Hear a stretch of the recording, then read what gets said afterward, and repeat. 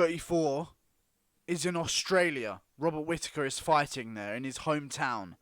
It isn't the best card in the world, I'll be honest with you guys. There have been better cards, pay-per-view wise, this year, and there will be better ones to come. However, I feel like this card is purely relying on the fact that Whittaker is probably set to be a huge draw alongside Israel Adesanya in their hometown, of Australia. Because let's face it, New Zealand and Australia might as well be the same country. They're so far away from everything else, no one really gives a shit about them. So they might as well be the same country. Anyway, moving on. I know I just offended so many fucking people there. It's just unbelievable how many people I've just offended. Luigi Buren. Let's do this quickfire time. Quickfire. None of this hour-long video bullshit fucking talking about the statistics of how many punches they've fucking thrown. Luigi Buren versus Jonathan Martinez. Jonathan Martinez lost to Andre Sukumtar, the dumbest fighter in the UFC. In MMA, period. I'm going to give it to the other guy, Luigi Buren, purely because this Jonathan Martinez guy just lost to Andre Sukumtar. Let that sink in, guys. Andre Sukumtar beat someone. That's how bad they fucking are. Luigi Buren's going to get a win on that one. Callum Potter versus Jarlin Turner. I'm going to give it to Callum Potter. He's way more experienced than Jarlin. And Jarlin, for the young up-and-comer, is 7-4. Not the most impressive record whatsoever. Lando Venata, he's still about, versus Marcos Rosa Mariano. Also a very interesting fight. Lando Venata has had a rough time recently. He comes into the UFC on his debut, almost knocks out Tony Ferguson, who was at the time the best lightweight in the world, not holding a belt. He was one of the top contenders. I think he was ranked number 2 in the world, as in a contender. And Lando Venata came in, knocked him all about the octagon, ran out of gas. Tony Ferguson submitted him in the second round. It was on short notice, understandable. Then he gets a wheel kick KO of David Tamer. Or not David Tamer, John McDessie. He gets a wheel kick KO. Beautiful. And since then he's fallen on some hard times. He lost a fight. He got a draw. He lost a fight again, then got another draw. Pretty rough times. Literally two draws within 3 fights. Not what you like to see. Moving on. Teruto Ishihara. What a hype train that got derailed. He has not been able to perform. I'll tell you this. He was built up to be the next big Asian superstar. He was the guy. He was talking. He was flirting with the ring girls in the cage. All this. He's lost 4 out of his last 5 fights. If he loses this fight against Kang Kyung Ho, he's going to get cut by the UFC. Guaranteed. There's no way they'll keep him on. Fair enough if you have a 3-fight skid and you're promising him and they let you off. But when you've got 2 in a row, then you win 1, then you lose 2 in a row again. Losing that 3rd one in the 2nd streak is definitely going to get you fucking cut from the UFC. But I think he's going to win this fight because Kang Kyung Ho is also terrible at fighting. Also terrible. 14-8. Pretty garbage. And he hasn't had many good wins either. So I'm going to give it to Teruto Ishihara. Fighting for his career. I think he's going to get the finish. Kai Kara France versus Raulian Pavia. They are not doing Kai Kara France any favours. This guy, Pava, is a savage. A savage at flyweight. 18-1 coming in here. Newcomer to the UFC. I think he has a few fights, I'm not sure. Kai Kara France, though, I feel like he's going to get the job done. Because he is a savage. And also, he is an MMA fighter. He is not a wrestler that came into MMA. He's not a boxer who learned how to wrestle. He's not a jiu-jitsu guy who learned how to strike. He's an MMA fighter. And I feel like that's going to be the new wave to come through. And his last performance was phenomenal. So, yeah, I look forward to it. He, what did he perform on? I think he performed at UFC 230 with Israel Adesanya versus Derek Brunson, that card. Yeah, and he was phenomenal. Absolutely phenomenal. So, featherweight, Shane Young versus Austin Arnett. He didn't actually perform on UFC 230. I've got that completely wrong. And I'm embarrassed. I'm embarrassed about that. I don't know how. I don't know when Kai Kara France's last fight was. Stupid of me. Shane Young versus Austin Arnett. I think Shane Young's got this one in the bag. young, talented guy from the same camp as Israel Adesanya, featherweight, and Austin Arnett looked very promising. He lost his fight in the Tuesday Night Contender Series and still got a contract. That's how impressive his fight was with Brandon Davis on the Tuesday Night Contender Series. And since then, he's joined the UFC and he's been finished twice. So yeah, I think I'm going to give it to Shane Young. Austin Arnett just doesn't seem to have that savage in him. And he hasn't been able to get any wins together in the UFC. So I feel like he's going to lose this fight and get cut. Goodbye, Austin Arnett. Devontae Smith versus Dong Hyung Ma. There's going to be plenty of racism in this. Devontae Smith. Very talented guy. I remember Dana White on the Looking for a Fight show was looking at him to bring him into the UFC in his very early stages of a career. But he lost the fight. And that's his only loss on his record. He's 9-1. Since then, he's put together a devastating streak.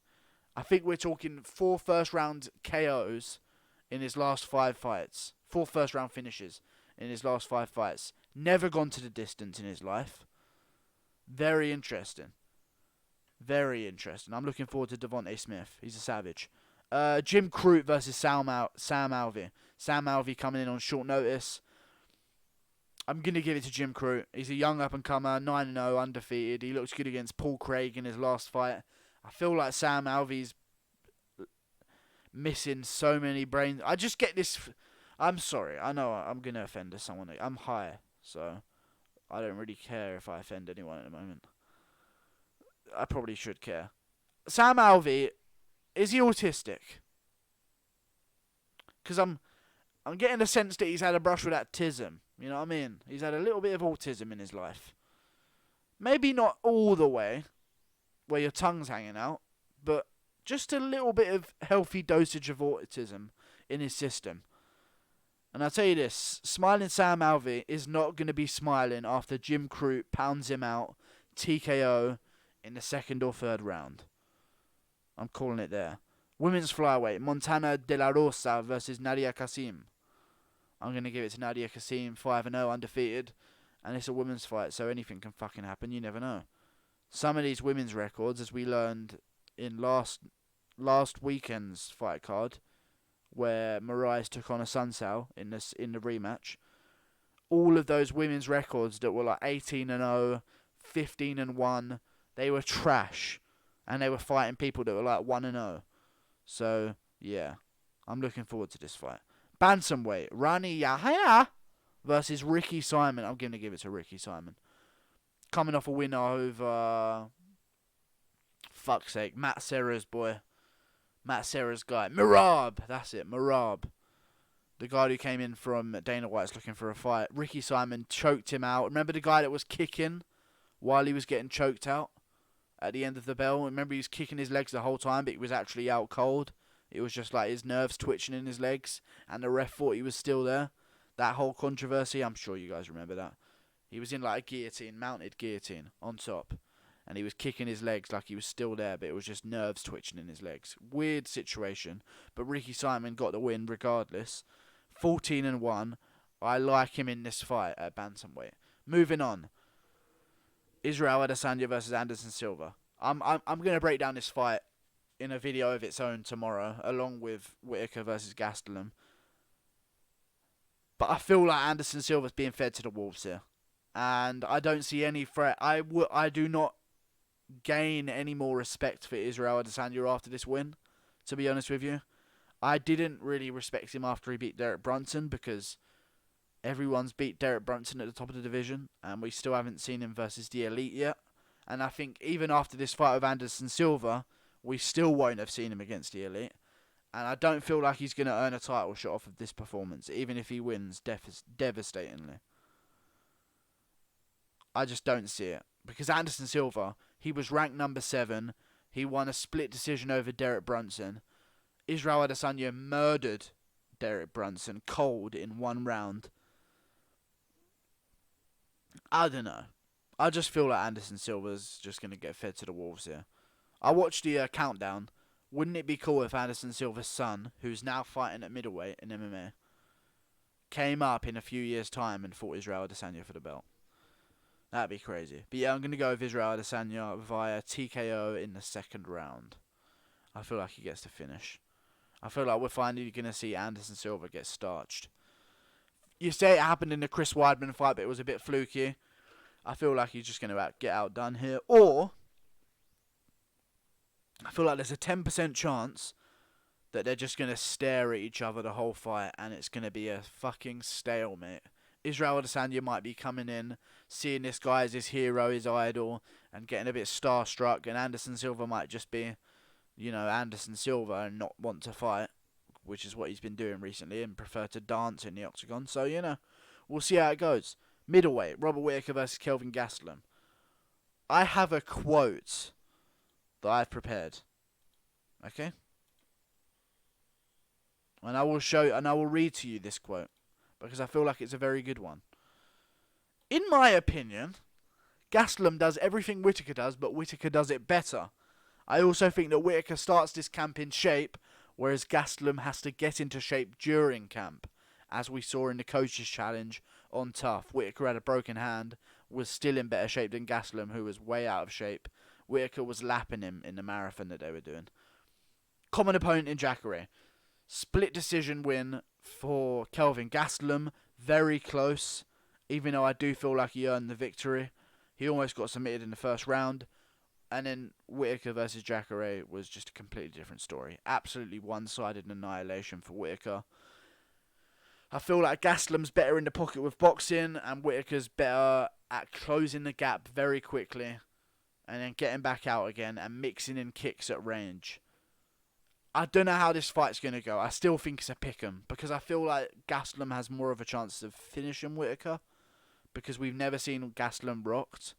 I don't even think we've seen Gastelum dropped. Have we? I feel like we have never seen Gastelum get dropped on his ass. Maybe once. Maybe against Jacare, and I'm just forgetting about it. But I don't think we have. And we've seen Whittaker. He can take a shot and he can recover, but he also can be finished. And he's been finished before, and he's been hurt before. And I don't know. I just feel like Whittaker's got this one in the bag. I don't know how he's going to do it. I think he's going to do it by a late TKO or a decision, unanimous. People talk about Gastelum's gas tank being great. We've never actually seen it at middleweight, so we don't know how he does in 5-round fights. We'll see. We do know how he does in 5-round fights. Of one example against, what's his name? I'm gonna fart. The black guy. That narrows it down. You know, guys, the black guy. The guy who got knocked out by Santiago Ponzinibbio last time. You guys know exactly who I'm talking about. The weird-looking black guy, tall, lanky. Not Lorenz Larkin, because that's a different guy. But it's the I have to look it up. I'm going to lose my mind. Hang on, guys. I literally have to look this up.